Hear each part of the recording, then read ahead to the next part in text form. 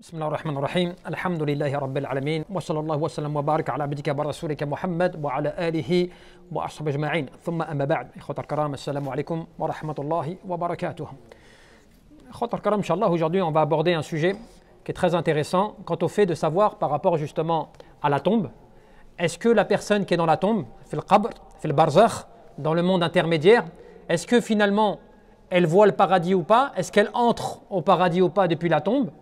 Puisqu'il y a des hadiths qui montrent comme quoi il profitera du bonheur, qu'il aura des délices, que sa tombe est élargie, donc si elle est récompensée, et vice-versa si elle ne l'est pas, qu'elle verra qu'une porte sera ouverte vers le paradis, ainsi de suite. Alors finalement, est-ce que la personne fait le qabr dans la tombe, eh bien, elle entre au paradis, puisqu'il y a le hadith aussi que les âmes des gens du paradis, de ceux qui vivent, qui ont été martyrs et autres, sont dans les corps d'oiseaux verts qui voyagent dans le paradis, qui s'accrochent sur le trône dans l'Azza wa Jal et ainsi de suite. Donc tout cela, Inch'Allah, c'est intéressant de savoir ce qu'il en est. Déjà avant tout, يجب على كل مسلم أن يعتقد كذلك أن الحساب بعد الموت حق وأن الجزاء يكون يعني بعد الحساب.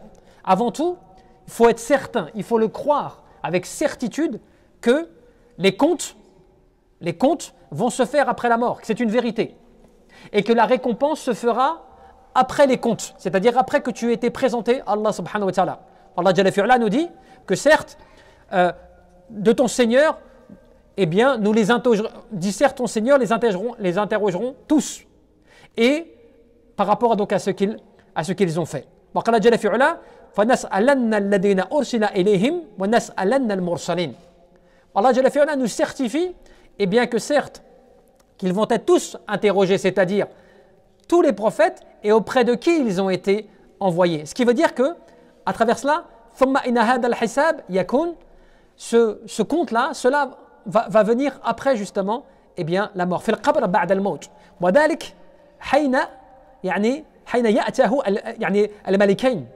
Lorsque les anges vont interroger la personne dans la tombe,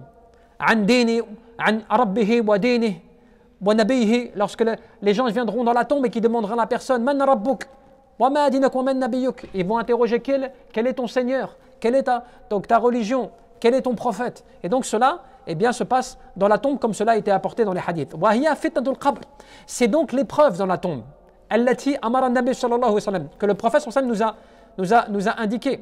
Wa nasta'ida kadhalik yani minha, et dont le prophète alayhi salatu wa sallam nous a demandé de chercher protection contre cela. Et aussi, qu'est-ce que veut dire al-fitna quand on parle de fitnatul qabr? Ce que tu recherches protection dans ton tashahhud, tu recherches protection auprès d'Allah Azza wa Jal contre justement l'épreuve de la tombe. Wa asla yani al-fitna al-ikhtibar wa l'imtihan, c'est l'examen, c'est le test qui va se passer dans la tombe pour savoir si la personne eh bien passera cet examen ou pas. Wa yakun yani ba'da hadha al-hisab jazaa'a aydan. فمن فاز يعني أتاه من النعيم والسرور في قبره ومن يعني خصوصا والعياذ بالله أصابها من العذاب والشقاء. Si la personne elle est récompensée dans sa tombe, eh bien celle-ci elle le verra déjà dans sa tombe. Elle sera récompensée, on lui apportera la récompense et ainsi de suite. On va lui élargir sa tombe au point cela va s'élargir aussi loin que son regard eh bien va se porter, qu'il sera parmi les jardins du paradis et ainsi de suite. Et on va lui ouvrir une fenêtre qui va donner vers le paradis. Et il y aura son contraire, pour celui qui n'aura pas cette récompense, sa tombe lui sera rétrécie, et il sera comme dans un de fossés parmi les fossés de l'enfer. On lui ouvrira une porte qui donne vers l'enfer, dont il sentira sa chaleur, et ainsi de suite. Et donc, c'est pour cela que on te dit que Allah Jalla fi'ala, dans la tombe, il donne une récompense. Mais ce n'est pas la récompense finale. C'est comme si, parce que des gens nous disent, ouais, mais si dans la tombe, depuis la tombe, la question elle est là, et c'est la question importante. Si depuis la tombe, eh bien, je sais si je rentre au paradis ou si je rentre en enfer, ben, qu'est-ce qu'il en est alors? C'est-à-dire de la récompense par la suite et du fait que je dois rendre des comptes. Si je sais depuis la tombe que je rentre au paradis, dans ce cas-là, j'ai pas de compte à rendre, donc j'ai gagné. Je sais ce qu'il en est. Eh bien, en réalité, c'est comme si dans la tombe, par le fait que tu as été croyant, par le fait que tu as été pratiquant, Allah Jalla fi'ala t'accorde une récompense. Cette récompense dans la tombe, elle te l'est annoncée. Les anges t'annoncent cette récompense. Au point que tu en es heureux, tu en es content. Tu demandes à ce que l'heure as-sa'a soit levée pour pouvoir retrouver ta famille, pour pouvoir aller faire le Jannah avec ta... et ainsi de suite. Mais, avant d'arriver jusqu'à cette destination finale, eh bien, il faudra quand même que tu passes par les comptes. Les comptes, pourquoi? Pour rendre compte finalement quand même de tout ce que tu as fait, en termes de bonne œuvre, mais en termes de péché. Et que tu devras lire toi-même, eh bien, ce que tu as fait. Et Allah Jalla fi'ala te récompensera en conséquence. Donc, l'entrée ou la vision que tu as dans la tombe, c'est une vision de présentation. On te présente ta récompense. Mais ce qui ne veut pas dire que pour atteindre cette récompense, eh bien, tu ne dois pas rendre des comptes. Même plus que cela. Il se peut que tu vas arriver au paradis. On t'annonce le bonheur du paradis, tu sens les odeurs du paradis, la fenêtre est ouverte vers le paradis, ta tombe t'est élargie, ainsi de suite. Voilà, cela n'empêche pas que peut-être tu vas être éprouvé dans la tombe. Que peut-être tu vas être éprouvé sur le passage, As-Sirat, le pont qui surplombe l'enfer. Peut-être que tu devras passer par l'enfer pour être pardonné de tes péchés, pour après arriver au paradis. Tu ne sais pas tout cela. C'est pour ça qu'on a des hadiths qui nous racontent que la personne, lorsqu'elle va se présenter devant Allah subhanahu wa ta'ala, et qu'Allah Jalla fi'ala va la prendre en privé, elle va lui étaler tous ses péchés. Allah Jalla fi'ala va lui étaler tous ses péchés à la personne. Au point que la personne va se dire, je suis perdu. Je suis perdu, ça y est. Qu'est-ce que je vais faire avec tous mes péchés qui me sont reconnus, même des péchés que j'ai oubliés. Allah Jalla fi'ala me les montre. Tu vois? Et ensuite, Allah Azza wa Jalla récompensera la personne ou va lui effacer ses péchés et ainsi de suite. Mais qu'est-ce que cela veut dire? Cela veut dire que dans la tombe, tu es dans un bonheur, si tu es dans le bien, tu as été dans le khair, tu as été dans le bien, tout cela étant dans ce bas monde, tu seras dans un bonheur, une récompense. Mais ça n'empêche pas que tu dois être après ressuscité pour rendre des comptes. C'est comme si quelque part, tu avais été sélectionné. Imaginons que tu fasses, donc tu proposes une candidature pour un poste, pour quelque chose. Et tu as été choisi parmi ceux qui ont été sélectionnés à ce poste. C'est une bonne nouvelle pour toi. Tu es content. Tu sais déjà que tu vas être accueilli. Tu sais que tu vas être reçu. Ta candidature a été retenue. C'est une bonne nouvelle pour toi. Mais ce qui n'empêche pas que tu dois quand même passer maintenant un rendez-vous d'entretien. Voire même des fois, tu fais un premier rendez-vous. Tu as passé la première étape. Tu es content. Eh bien, tu dois avoir un deuxième rendez-vous. On va plus rentrer dans les détails avec toi. Et il se peut que tu échoues au deuxième rendez-vous. Il se peut qu'on va te rappeler des choses dont tu n'avais pas pensé au premier rendez-vous. Tu vois? Et bien de la même manière, on t'annonce dans la tombe, si on peut dire, eh bien ta récompense, tout ce que tu devras avoir en termes de récompense, ainsi de suite, les odeurs du paradis, le bonheur et tout, et tu verras ta destination finale, ben Allah Azza wa Jal. Walakin, tu dois quand même rendre des comptes de tes péchés, de tes actes, de tes bonnes actions, de ton œuvre, de ta vie, de tout ce que tu as fait, de ton argent, de tout cela. Tu devras en rendre compte. Et c'est pour cela que on te dit que la personne dans sa tombe, elle va être soit donc dans un bonheur, soit dans un malheur.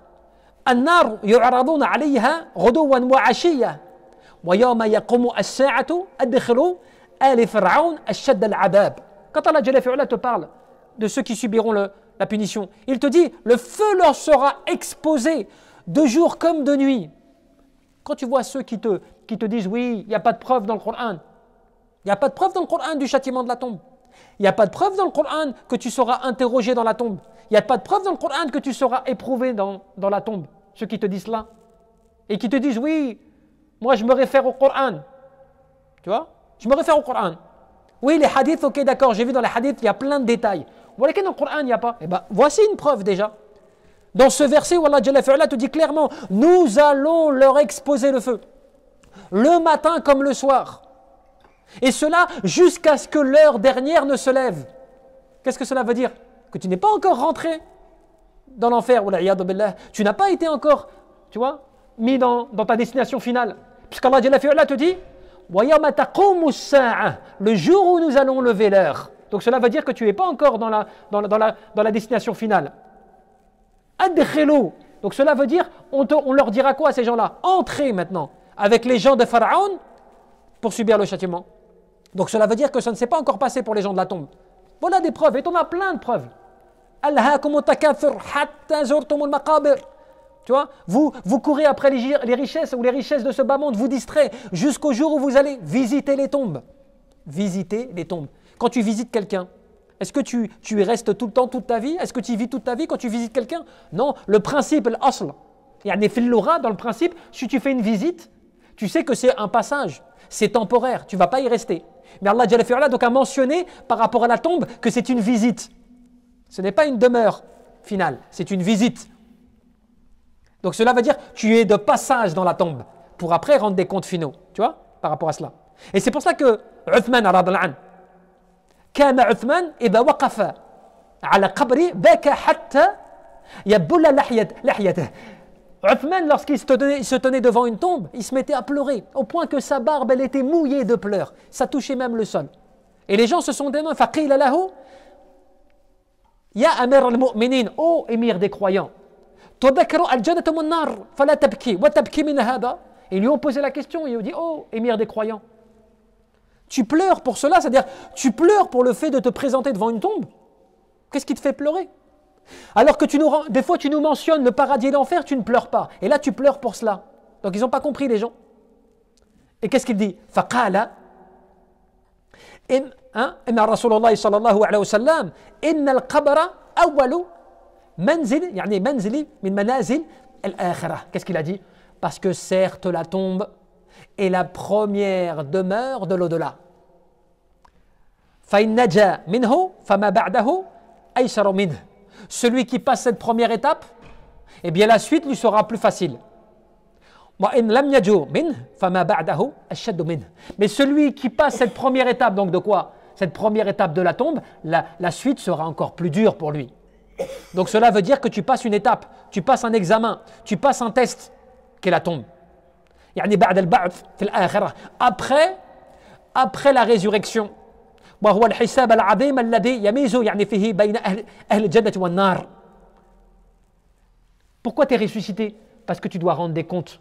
Et regarde bien, الناس كذلك, ceux qui ne croient pas lorsqu'ils seront ressuscités, eh bien leur tombe, dans laquelle malheureusement pourtant ils étaient, dans la dureté, ils étaient dans le mal-être et ainsi de suite dans leur tombe, lorsqu'ils vont être ressuscités, ils vont dire pourquoi on est ressuscité? On ne voulait pas être ressuscité. L'air de dire que déjà la tombe dans laquelle ils étaient, qui était mauvaise, c'est encore pire maintenant qu'ils sont ressuscités parce qu'ils vont rendre des comptes. Comme c'est mentionné dans le hadith. Parce que l'être humain, quand il est dans ta tombe, le croyant, quand il va être ressuscité, il va être heureux. Parce qu'il arrive quand même, finalement, il arrive à sa destination finale. Il va se présenter pour sa destination finale. Et tu sais que le temps, le hisab, les comptes qui vont durer pour le croyant, les ulama, par rapport au hadith, ils disent que le temps, il est équivalent au temps entre le Dhuhr et l'Asr, le temps des comptes du croyant. Tu vois la différence? Et Allah Jalla fi'ala dira aux pieux, à ceux qui ont cru, هذا ما توعدون ليوم الحساب. Voilà ce qui vous avait été promis pour les comptes. Tu vois? Alors que pour ceux qui ne croyaient pas, وقال موسى إني عذت بربي وربكم من كل متكبر لا يؤمنون باليوم الحساب. Et Moussa alayhi salam, qu'est-ce qu'il dit? Moussa alayhi salam, il disait quoi? Il disait, je recherche protection auprès de mon Seigneur et de votre Seigneur contre tout orgueilleux qui ne croit pas au jour des comptes. Tu vois, là tu commences à comprendre. Par contre, il y a une chose dont il faut se rappeler, sur quoi on va terminer. Personne n'entrera au paradis, avant d'avoir rendu des comptes. Personne n'entrera en enfer avant d'avoir rendu des comptes. Il y a des gens qui subiront des comptes très faciles, qui leur seront facilités les comptes. Et il y a des gens qui subiront des comptes extrêmement difficiles. Tu vois? ونبينا محمد بن عبد الله عليه الصلاة والسلام هو أول من يدخل الجنة الدخول الحقيقي التم في الآخرة. Et le prophète Mohammed, c'est le seul et l'unique qui rentrera au paradis en premier. Personne n'entrera au paradis avant que le prophète Mohammed soit entré au paradis. Mais l'entrée véritable, pourquoi l'entrée véritable? Parce que vous savez que le prophète a déjà vu le paradis. Il l'a vu de ses yeux, il l'a vu en songe, il l'a vu à travers des révélations. Quand il raconte dans des hadiths, j'ai vu ceci au paradis j'ai vu cela, on m'a fait voyager et j'ai vu au paradis. Quand il racontait le hadith, par exemple quand il disait, une fois je me voyais au paradis, et j'ai vu qu'une femme près d'un palais était en train de faire ses ablutions. Il est avec Jibril alayhi salam. Et il demande à Jibril qui est cette femme. Et Jibril alayhi salam lui dit, c'est une des femmes de Omar ibn Khattab radhiyallahu anhu. Et qu'est-ce qu'il fait? Il retourne sur ses pas et il s'en va, subhanallah. Et lorsqu'il raconte une fois cela, il racontait cela, et il y avait Omar ibn Khattab radhiyallahu anhu avec lui. Et Omar, il s'est mis à pleurer. Parce que le prophète, il avait donné sa raison. Pourquoi subhanallah, il a tourné ses pas? Parce qu'il dit, lorsqu'on m'a dit que c'était, l'épouse de Omar, eh bien, je suis parti. Parce que je connais la jalousie de Omar. Subhanallah. Et Omar, quand il a entendu ça de son vivant, il était avec le prophète, il s'est mis à pleurer. Il a fait, Ya Rasulullah, comment je pourrais être jaloux de toi? Comment je pourrais me permettre d'être jaloux de toi? Subhanallah. Mais ça montre, regardez cette pudeur, ça montre, subhanallah, regardez même dans cette situation-là, subhanallah, comment le prophète, les détails, par rapport à cela. Mais ça prouve qu'il a vu le paradis, ça prouve qu'il a vu l'enfer, ça prouve plein de choses. Mais ce n'était pas l'entrée véritable dans le paradis, la vraie entrée dans le paradis. Celle qui fait que, eh bien, c'est après les comptes. Et cela, tu l'as dans un hadith, lorsque, Anas ibn Malik, quand il te raconte que le prophète a dit quoi? آتي يعني باب الجنة ليوم القيامة فستفتح فيقول الخازن. Je viendrai à la porte du paradis et je me présenterai à la porte du paradis et il y aura son gardien qui sera à la porte et il dira Man anta, qui tu es toi? Il s'adressera au prophète, il lui dira qui tu es et il dira فأقول Muhammadan, il raconte donc il dit je dirai je suis Muhammad. Et il dira quoi? Eh bien, j'ai reçu l'ordre de n'ouvrir la porte à personne d'autre en dehors de toi. Donc, ce qui prouve quoi? Que personne n'entrera au paradis avant que le prophète en fait n'y soit entré. Cependant, il y a une interrogation, on terminera vraiment sur cela, une interrogation sur le fait que, oui, mais les hadiths qui mentionnent que les âmes sont dans des corps d'oiseaux verts qui voyagent comme cela dans le paradis, qu'au paradis il y a comme ceci, comme cela, qu'on y voit des... Alors c'est quoi cela? Eh bien c'est comme une reproduction. C'est comme une reproduction en fait finalement pour ces gens-là. Et Ibn al-Qayyim par exemple il te dit, oui ces gens-là sont vraiment entrés au paradis et bénéficient vraiment de cette récompense, mais pas de manière complète, pas de manière globale. C'est comme une récompense temporaire qui leur est accordée pour eux, pour un moment précis, dont ils profitent, dont ils jouissent, dont Allah Jalla fi'ala les nourrit, ainsi de suite. Mais ensuite, leur âme devra revenir dans leur corps, dans leur tombe, pour être ressuscitée et être interrogée comme tout le monde, subhanallah. Mais ceux qui peuvent bénéficier de cette récompense, de voir ou d'entrer dans le paradis comme cela, de manière provisoire, eh bien ce n'est pas une entrée complète, globale, avec l'accès à tout. C'est comme si je te disais, c'est un exemple, mais qui est encore une métaphore pour que tu comprennes un peu. C'est comme si je te disais que je te fais entrer dans une demeure qui est ta demeure à toi, dont je te donne l'accès au couloir, au salon, à une ou deux chambres. Mais tu n'as pas accès encore aux 50 chambres, tu n'as pas accès encore dans les étages, tu n'as pas accès. Mais pourtant, tu es entré dans la maison. Pourtant, tu as accès à certaines pièces. Donc, tu jouis en fait de la récompense qui t'est accordée, qui est provisoire. Qui est momentané, mais tu ne jouis pas encore de la globalité, du lieu où tu es. Parce que celle-ci va se faire qu'après que tu sois ressuscité, après que tu aies été interrogé et que tu passes les examens. À partir de là, tu auras accès à tout. Tu seras, comme on dit, en mode illimité. Il n'y aura plus rien qui va te bloquer, qui va t'empêcher. Subhanallah, c'est cela qu'il faut comprendre. Et pourquoi tout cela? Pourquoi c'est important de te rappeler ces hadiths, de vivre avec ces hadiths, d'étudier, de comprendre ces hadiths? Parce que c'est cela qui est un aliment, c'est une alimentation pour toi au niveau de ta foi. C'est cela qui va te pousser, subhanallah, à faire des efforts dans ta religion, à lutter, pour ne pas tomber dans le péché, à te priver de choses qui te sont interdites, des choses comme cela, parce que tu te rends compte de la récompense, tu te rends compte du bienfait d'Allah subhanahu wa ta'ala qui t'est accordé, tu es prêt à te sacrifier dans ce bas monde en termes de jouissance et autres qui ne te seraient pas permis pour justement profiter auprès d'Allah subhanahu wa ta'ala de la meilleure des récompenses. C'est cela le leitmotiv. C'est cela qui va te pousser, à bien faire et à apprendre ton dîn, à connaître ton Seigneur, à étudier tout cela. Comme le disait Ibn Taymiyyah, le plus grand des bienfaits, yani ma'rafat Allah subhanahu wa ta'ala, c'est la connaissance d'Allah azza wa jal. Que tu connaisses ton Seigneur, que tu saches pourquoi tu l'adores, pourquoi il t'a créé, quel est l'objectif de l'adoration d'Allah azza wa jal, et ainsi de suite. C'est tout cela qui va te perfectionner dans ta foi, qui va t'élever auprès d'Allah subhanahu wa ta'ala dans ce bas monde. Mais si tu ne te rappelles pas tout cela, si tu n'as pas connaissance de cela, et si tu ne sais pas de quoi on parle quand on parle de cela, c'est normal qu'après tu es démotivé. C'est normal que ta foi elle est en baisse. C'est normal que tu te consacres qu'au matérialisme, que ton cœur il est matérialisé, parce que tu n'as pas la source spirituelle, tu vois, de te rappeler tous ces bienfaits et toutes ces grandes récompenses auprès d'Allah subhanahu wa ta'ala. Wallahu a'lam, nas'al tabaraka wa ta'ala an yarzuqana al-ikhlas fil qalb wal amal wan niyyah. Allahumma nas'aluka al-jannah wa nasta'jiru